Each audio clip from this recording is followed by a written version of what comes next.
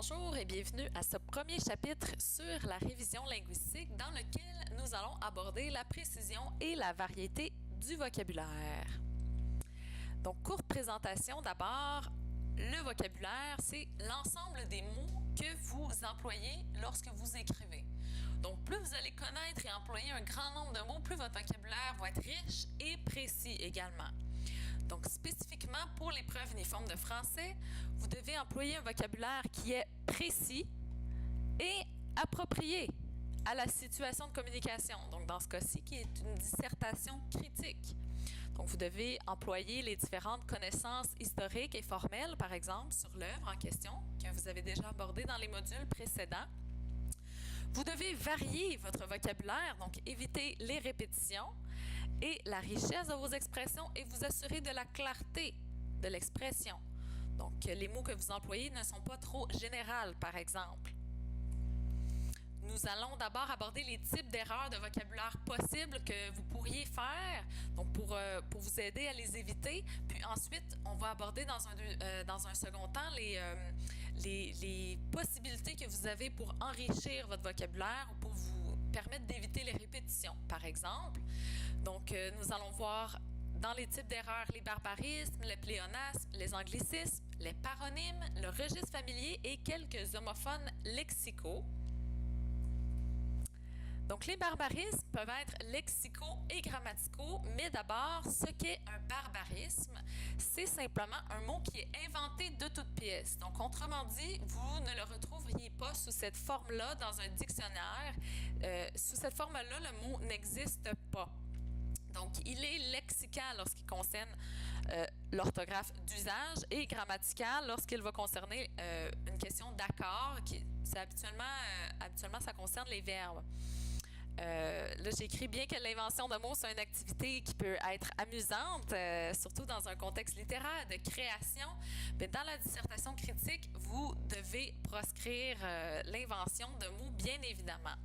Donc, des exemples de barbarismes lexicaux. Quand on écrit restaurant ici avec un O au lieu de AU, donc sous cette forme-là, ce mot-là n'existe pas. À quelle heure arriveras-tu à l'aéroport au lieu de l'aéroport? Donc ici, une petite inversion. Sous cette forme-là, encore là, vous ne le retrouverez pas. N'as-tu pas fait un infractus? On l'entend des fois, celle-là aussi, à l'oral, mais c'est bien un infarctus. Donc ça, c'est des exemples pour le lexique et pour la grammaire. Autre chose qu'on entend souvent à l'oral aussi, je faisais. À l'oral, surtout au Québec, on va employer je faisais des devoirs au lieu de je faisais, donc AI. Ici, des devoirs. Ma tante a mouru. Bien, ici, évidemment, ma tante est morte. Mouru qui n'existe pas sous cette forme-là. Peut-être plus les enfants qui vont l'employer, mais des fois, on l'entend quand même encore à quelques reprises. Et les gens risent de moi. Des fois, c'est quand on ne se concentre pas qu'on va faire ce type d'erreur-là. Mais habituellement, vous allez être capable de le remarquer assez facilement. Ça a une tournure peut-être un peu plus orale quand vous le lisez. Donc, c'est de porter attention à ces petits barbarismes-là qui n'existent pas dans le fond. Et là, nous avons justement notre petit barbare ici qui dit aussi que la fronge bouille. Donc, bouille, je bouille au lieu de l'eau qui bout. Donc, qui lui aussi commet une erreur de barbarisme lexical. Ensuite, nous avons les pléonasmes. Donc, si nous regardons ici à droite notre petite illustration qui dit « Je me dépêche vite de monter là-haut en marchant à pied », bien, on constate qu'il y a une répétition inutile de mots dans cette phrase-là. Donc, un pléonasme, c'est tout simplement une répétition de mots qui ont le même sens, donc qui ne sont pas nécessaires. Donc, c'est pas nécessaire d'employer ces deux mots-là ou ces trois mots-là ensemble. Donc, je me dépêche vite, dépêche. Pas nécessaire de mettre le mot vite. Monter là-haut, donc quand on monte déjà en haut, donc pas nécessaire de mettre là-haut. Et en marchant à pied, bien, quand on marche, on est déjà à pied, donc on aurait simplement pu écrire la phrase « Je me dépêche de monter en marchant ». D'autres exemples ci-dessous. Ne t'en fais pas, nous avons tout prévu à l'avance. Donc quand on prévoit, on le fait déjà à l'avance, donc nous avons tout prévu. Tu dois rouvrir à nouveau. Donc, rouvrir simplement. Ce travail m'a pris 1 heure de temps. Ça, on l'entend beaucoup, puis on le voit.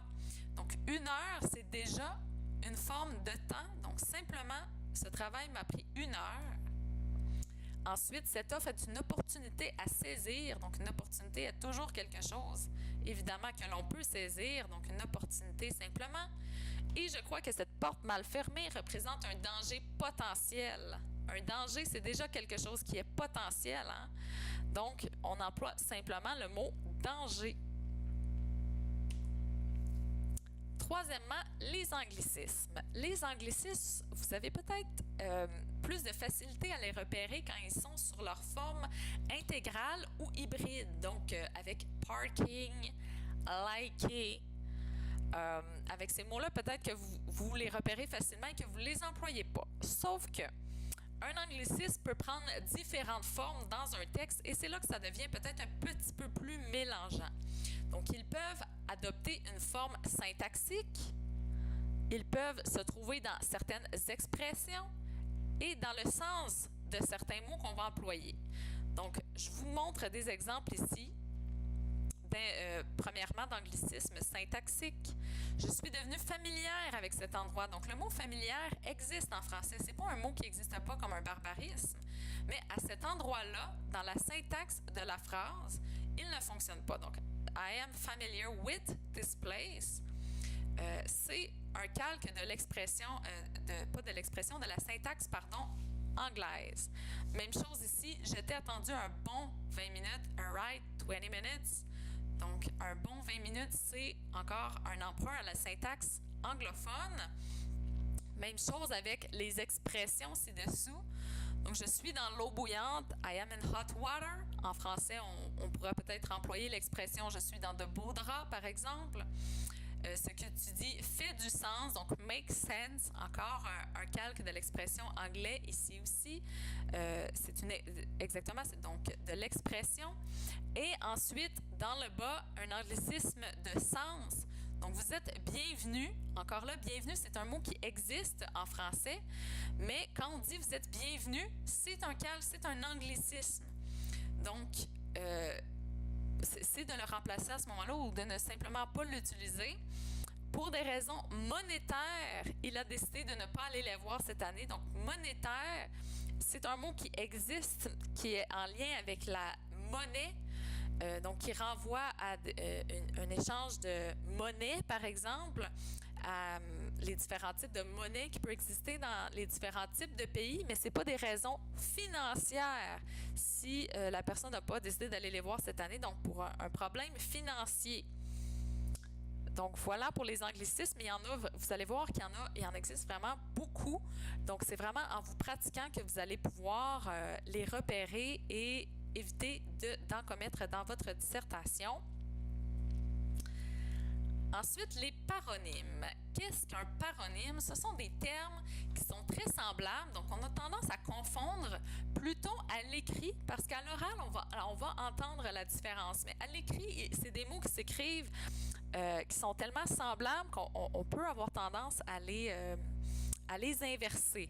Donc, ils sont employés dans le mauvais contexte parce qu'ils n'ont pas le même sens. Donc, c'est des mots semblables, mais qui ne signifient pas la même chose. Je vous donne un exemple. Elle a eu un grave incident à la garderie. Donc, le terme accident, qui aurait dû être plutôt employé, lui fait référence à un événement fâcheux, malheureux. Et incident, qui a été employé ici de manière fautive, fait référence à un événement généralement peu important, imprévisible. Donc, vous voyez, c'est une simple petite inversion comme ça, mais qui change le sens quand même de la phrase et qui vous fait commettre une erreur de paronyme. D'autres exemples, il y a trop d'agents de conversation dans notre nourriture. Ah, ici, vous voyez, on a tendance à l'entendre à l'oral. D'agents de conversation dans notre nourriture, vous l'entendriez probablement, mais comme à l'écrit, des fois, c'est simplement 2 petites lettres qui sont à inverser pour faire un agent de conservation dans la nourriture. Puis des fois, antidote, par exemple, je ne le remarquerai pas non plus. Donc, même vous, à l'œil, des fois, ça peut être difficile. Donc, c'est vraiment de vous attarder à regarder la graphie de chacun de vos mots pour vous assurer que vous avez écrit le bon mot. Surtout que conversation, vous êtes peut-être habitué de plus l'écrire que conservation. Donc, des fois, comme par réflexe, c'est comme si on l'écrit automatiquement en se posant pas trop de questions. Puis c'est après, à la relecture, que vous allez pouvoir remarquer des petites inversions comme ça. On peut regarder aussi l'encadré qui est comique dans le coin à droite. Donc, bonjour, je suis mélomane. Et les deux personnes à côté qui répondent, touche le pas, c'est un cancer de la peau. Donc, encore là, une confusion entre mélomane et mélanome, donc un cancer de la peau. Donc, une petite erreur de confusion, justement, de paronyme. Ensuite, l'emploi du registre familier. Bien, sachez qu'il existe différents registres que vous pouvez employer. Dans votre dissertation, vous pouvez employer le registre standard, qui est le registre commun qu'on utilise, qui est aussi appelé neutre, très souvent, ainsi que le registre soutenu ou littéraire. Donc, vraiment des mots encore plus, peut-être plus rares, mais qui sont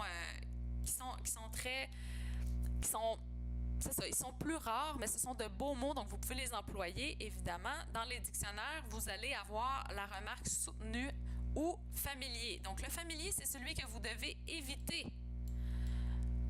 Donc, des fois, c'est difficile de repérer un registre familier parce que vous allez avoir tendance à l'employer à l'oral ou dans des situations plus informelles, peut-être. Donc, je crois que c'est en lisant que vous allez apprendre à repérer davantage le registre familier quand vous le voyez à l'écrit. Mais sinon, sachez, par exemple, que le registre familier pourrait correspondre à utiliser char au lieu de voiture, fric au lieu d'argent, placoter au lieu de bavarder. Je comprends, donc si c'est une élision, donc je pense pas que celle-là vous la feriez dans une dissertation, mais ça correspond quand même au registre familier, que dalle au lieu de rien. Donc ici un registre familier, là, celui-là vous le voyez bien, là, mais des fois ça peut se glisser, vous n'aurez pas nécessairement beaucoup de mots issus du registre familier dans votre texte, mais c'est juste un petit mot ou deux qui vont se glisser puis qui vont vous faire perdre des points. Donc, portez une attention particulière au registre de vos mots, à garder un registre le plus soutenu possible. Enfin, le dernier type d'erreur, les homophones lexicaux. Des homophones, ce sont des homophones qui appartiennent à une même catégorie. Donc, on va les confondre. Ce sont deux noms, par exemple, ou deux adjectifs ou deux verbes que vous allez confondre. Donc, ce ne sont pas un déterminant que vous allez confondre avec un verbe, mais c'est bien deux verbes que vous allez confondre les deux entre eux. Ils ne s'écrivent pas de la même façon, ils se prononcent de la même façon à l'oral, mais ils ne s'écrivent pas de la même façon et donc, ils n'ont pas aussi le même sens. Donc, c'est important d'employer les bons. Des exemples d'homophones nominaux, donc amende avec un E et amende avec un A. Donc, vous aurez peut-être reconnu ici la petite noix avec le A et l'amende que vous pouvez recevoir d'un policier, donc avec un E. Donc, vous voyez, c'est deux sens totalement différents, donc il faut les employer dans le bon contexte. Hospice, hospice, repère, repère, air. J'aurais même pu rajouter ici air, A-I-R, comme l'air que l'on respire. Donc ici, vous avez l'air, un air glacial, l'air industriel, par exemple, qui correspond plutôt à une époque, et l'air A-I-R-E, qui est une surface, donc une aire d'une figure géométrique, par exemple, ou l'air d'une surface. Donc, qui sont encore différents. Des homophones d'adjectifs ensuite. Donc, sceptique et sceptique. Donc, vous avez ici la fausse sceptique que vous connaissez sans doute, qui est rattachée à des maisons pour les raisons que vous connaissez. Et une personne sceptique, une personne qui n'est pas... une personne sceptique, un synonyme, ça pourrait être qui remet en question, par exemple. Même chose avec sensé et sensé qu'on mélange très souvent. Donc ici, une personne qui est sensée, donc qui a du sens. Vous voyez, vous avez le mot sens à l'intérieur aussi pour vous aider à le repérer. Une personne qui a du sens, qui est sensée. Et ici, une personne qui est, pas une personne, mais je veux dire, quelqu'un, lorsqu'on est supposé faire quelque chose, on est censé se rendre à tel endroit, donc vous devez employer censé avec le C dans ce cas-là. Les homophones verbaux, bien ici vous avez les et les. Donc, un avec le T, un avec ENT. Donc, si c'est une différence de pluriel singulier. Poser, poser. Compter, compter. Donc, ici, compter, donc un conte. Un conte, je veux dire, compter une histoire, par exemple. Et ensuite, compter avec le MP. Donc, quand vous comptez de l'argent, par exemple. Homophone de déterminant. Ah, le fameux c'est et c'est. On va les revoir plus loin aussi quand on va voir les homophones grammaticaux. Mais on l'a quand même ici parce que ce sont deux déterminants. Donc, on en a un qui est le premier avec le S qui est possessif, donc qui renvoie à ce que la personne possède, qui est à elle. Et le C avec le C, donc qui est démonstratif, qui correspond à quelque chose qui est à l'extérieur de la personne qui s'exprime. Enfin, l'homophone adverbial, par exemple, donc si et si, il n'y en a pas beaucoup là avec les adverbes, mais ce si-là va être employé avec d'autres mots de toute façon.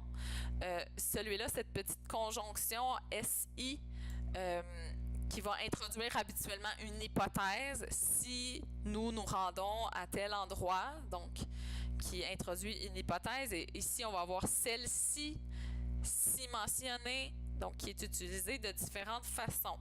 Et l'idée est toujours de ne pas les confondre. On poursuit avec les trucs pour diversifier votre vocabulaire maintenant. Donc, il y a différentes façons que vous pouvez enrichir votre vocabulaire. Je vais vous en proposer 3. D'utiliser des antonymes et des synonymes, d'utiliser la dérivation et la reprise de l'information. Donc, les antonymes et les synonymes, évidemment, c'est pour vous éviter de répéter un même mot. Donc, en utilisant un synonyme ou même un antonyme, ça va vous permettre d'éviter qu'on ait l'impression que justement vous manquez de vocabulaire. C'est comme si la répétition fait en sorte que on a l'impression qu'il vous manque, c'est ça, qu'il vous manque de vocabulaire, puis que vous auriez dû avoir recours à des synonymes, à la reprise de l'information que nous allons voir aussi après. Donc, je vous donne un exemple tout de suite. L'absence d'empathie qui caractérise le comportement d'Alice entraîne du désarroi. Ses amis commencent même à croire que son manque de compassion. Donc, vous voyez ici l'absence d'empathie qui est remplacée par un manque de compassion, donc par un synonyme. Ensuite, l'usage de l'antonyme. Donc, bien que la relation entre Bobby et sa mère soit majoritairement caractérisée par l'amour, elle s'envenime lorsqu'ils doivent déménager en Oregon et devient même, à certains moments, pleine de haine. Donc, l'amour qui se transforme en haine. Donc, vous avez un thème qui évolue au long de l'histoire. Donc, vous avez la situation, le contexte lorsqu'ils doivent déménager en Oregon, et l'amour qui se transforme en haine. Donc, ça évite de dire, par exemple, que l'amour diminuerait ou que l'amour s'estomperait, de répéter l'amour. Donc, on utilise à ce moment-là l'antonyme. Il y a plusieurs façons de l'employer. Vous allez voir à la fin, je vais vous suggérer des exercices à faire dans lesquels vous pouvez vous pratiquer à trouver des synonymes intéressants à vos mots et des antonymes. Ensuite, la dérivation, des mots qui sont dérivés. Vous pouvez employer un mot dérivé lorsque vous ajoutez un suffixe, un préfixe ou en transformant la nature de votre mot. Ainsi, là, je vous donne l'exemple du mot parfait qui peut devenir imparfait. Donc, ici, on a 2 noms, mais qui peut devenir aussi parfaitement. Donc, il devient un adverbe. Et le nom permission qui va connaître permettre. Donc, ici, un nom qui se transforme en verbe ou même en adjectif, permissif. Les mots dérivés vont vous permettre d'employer un vocabulaire précis, puis va faire en sorte que vous allez avoir un lien solide entre vos idées. Donc, je vous donne encore d'autres exemples. Son fils ne lui fait pas honneur, il la déshonore. Donc, un verbe qui fait le rappel du thème qui est énoncé juste dans la phrase avant. C'est toujours pour vous éviter de faire des répétitions, des répétitions inutiles puis qui montrent un vocabulaire pauvre. Ensuite, sa maison n'est pas en valeur. n'est pas en valeur, donc une négation avec un nom, qui est remplacé par simplement le nom de dévalorisation.